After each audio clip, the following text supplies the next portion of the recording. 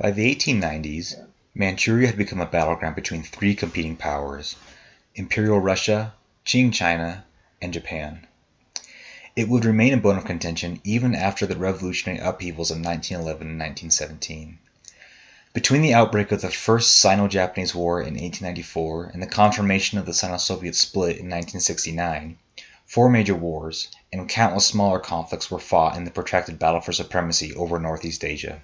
Though these powers, China and Russia in particular, experienced drastic revolutions that led to the rise of communist states, said states retained the same geopolitical ambitions as their predecessors in spite of their anti-imperialist rhetoric, especially when it came to Manchuria. In his book, The Foundations of Leninism, Stalin identified imperialism as the enemy of all oppressed nations and consistently cited the need for the yoke of imperialism to be overthrown in the name of the international revolution. He specifically spoke of the need to break the fetters of Russian imperialism. But this did not stop Stalin from fortifying the fruits of Russian imperialism in the Far East against Japanese incursion in the late 1930s.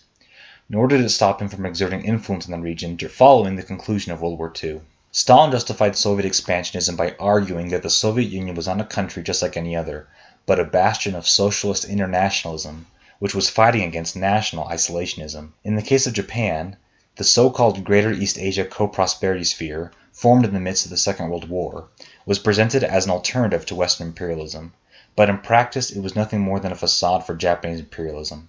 The puppet state set up after the Japanese occupied Manchuria in 1931 was a prime example of this. As the wartime president of Burma would later say, the militarists saw everything only in a Japanese perspective, and, even worse, they insisted that all others dealing with them should do the same. For them, there was only one way to do a thing, the Japanese way, only one goal and interest, the Japanese interest.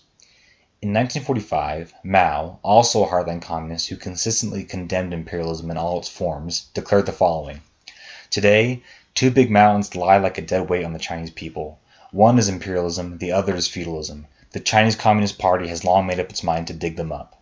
Despite these comments, much of China's foreign policy under Mao was informed by Qing China's past humiliations and Mao's desire to retain and defend the fruits of Qing imperialism, which helped fuel the Sino-Soviet split and led to violent clashes between Soviet and Chinese troops on the Russian-Manchurian border.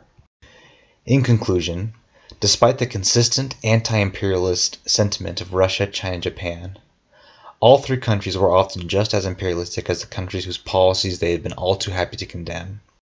Their long-lasting territorial disputes over Manchuria were proof of this.